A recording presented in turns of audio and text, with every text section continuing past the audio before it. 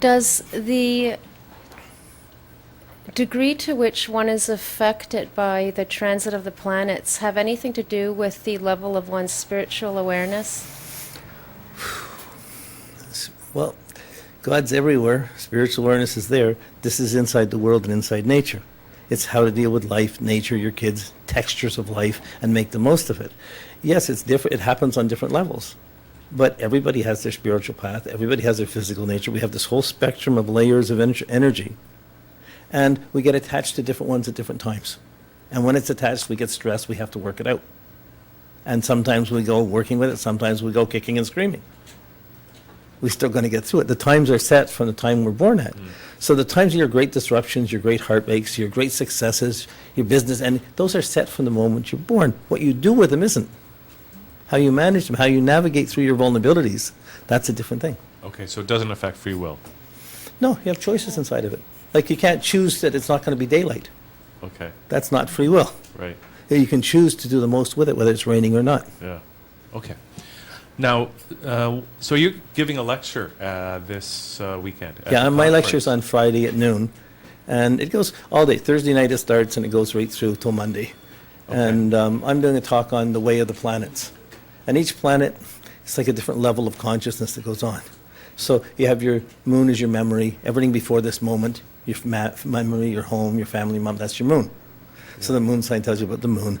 And then your sun is your future, your confidence. I'm going somewhere, I'm going to be somebody. So you see where you're going into the future with your sun. That's your sun sign. Yeah, we live in the moment between the two. We drag the past with us, we project it out into the future, and we live in the moment. Yeah. But then we have our Mercury as our mind, how we make sense out of things. Mm-hmm. Venus is how we make choices. I like this, I want this, I want to have this. So when you want something, it seduces your mind and makes you do things. You know, if you want something and you try not to get it, it still doesn't work. So Venus is always your choice, what you attract and what you repulse. I love you, I hate you, yuck. You know, it has these two sides, it's never neutral. Those are your inner faculties. The outer planets, Mars, Jupiter, Saturn, are how you put out energy. Mars is what you do, how you make, I'm going to make something happen. I'm going to do this for you.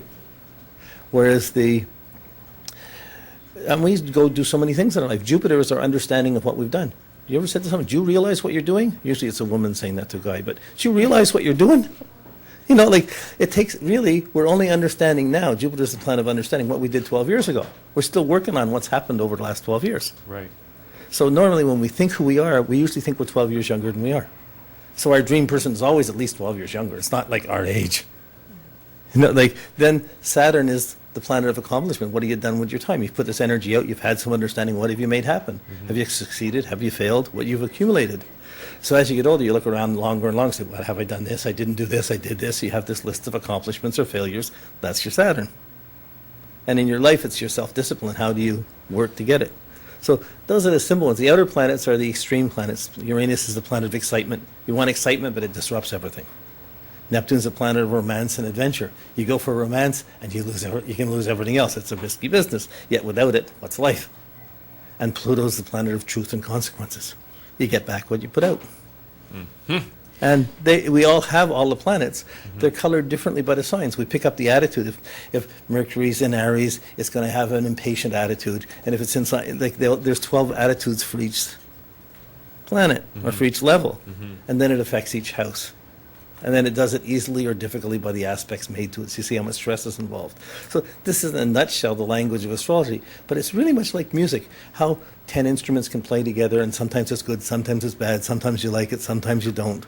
Mm-hmm. And everybody has their symphony. Mm. So what is your specialty? Is it giving individual readings? Is it a certain aspect of astrology? I've done astrology for over 40 years now. And it wasn't planned to be. I was chemistry, math, and so I did the chart. Someone did a chart for me, just woke me up. I said, this was a great friend. And I got a great interest, and the hobby became the career. But, so, I've taught for 40 years. I have a school, 10 levels of astrology. And it's all on MP3s now, so you can order them.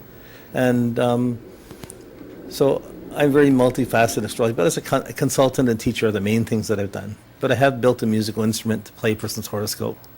And I just finished building a wood henge in a forest, 126 10 to 20 foot posts in different circles in the woods. Mm-hmm. So these are things, for me, astrology has been such an inspiring language to know, and it triggers off all these other adventures.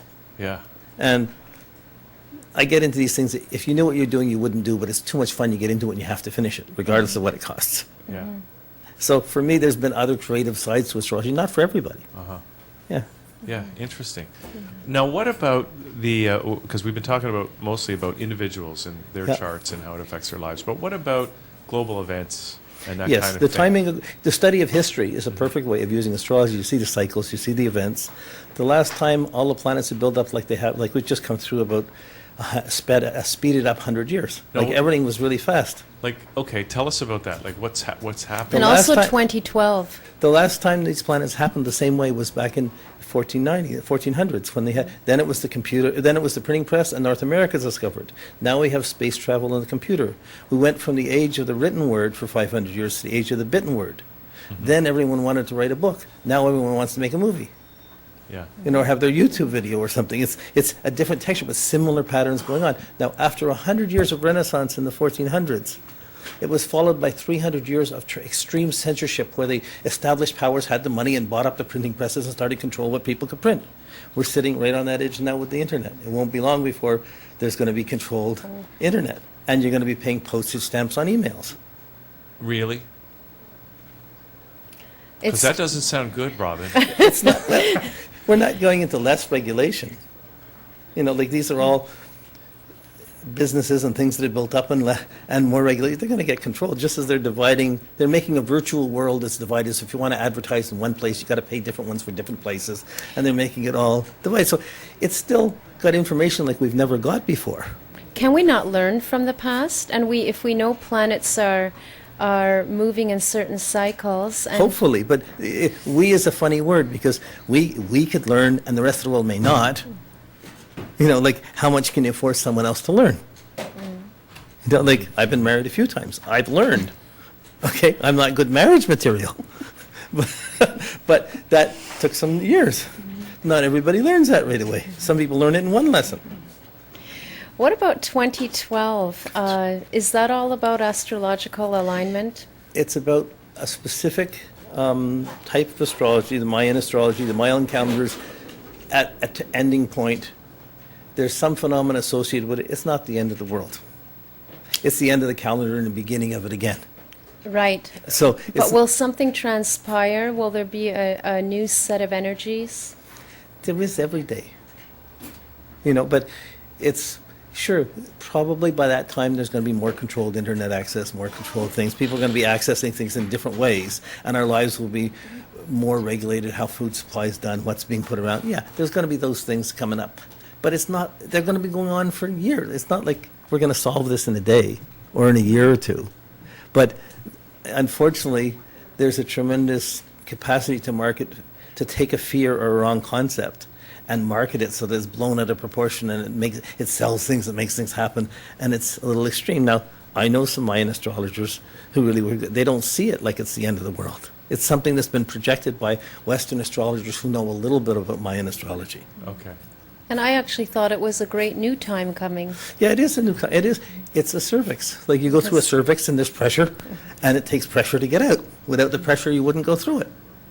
The timing of it, yeah, it's a different, there's not going to be, already we're almost there. There's no more like open wave TV. It's all electronic or digital. Yeah. Things are changing fast. Yeah. Are they going to keep changing fast, It's Robin? just Like, are they going to continue to speed up and speed up the and speed most up? Or are we gonna extreme hit an the most equilibrium? extreme times of this past century and the next little while was 1982 to 84, 1989 to 91, and these are smaller crises. Those were the critical times where I thought if anybody was going to blow ourselves up or anything, the world would have gone then. It didn't. Many people thought it would, Yeah. and it didn't. We got through it. It changed. Well, why those years? What was the first one? 80 to 82? 82 to 84. There was all the planets aligned on one side of the sun in the same way it did in the 1480s. Okay. And it set up the extremes. So it was the build-up from the century up to that extreme. Now we're loosening up from it, but the world's changed. Yeah. The medium, the way of thinking has changed. Land on the planet is, except for Antarctica, is totally owned. There's no free land. That's a very different thing than even 100 years ago.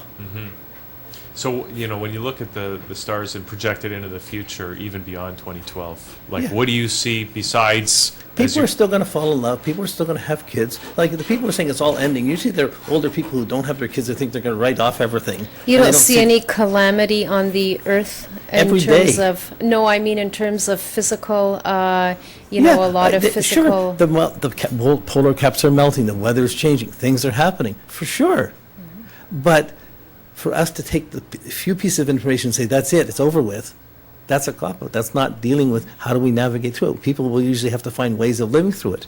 If food supply gets cut down, we're going to find other ways of finding food or making things happen. Like, yeah, there's some alert or concern about it, but not enough to throw up your idea of I got to bring up my kids, I got to plan for them for the next 20 years, or where's it going? It's not enough to get rid of that.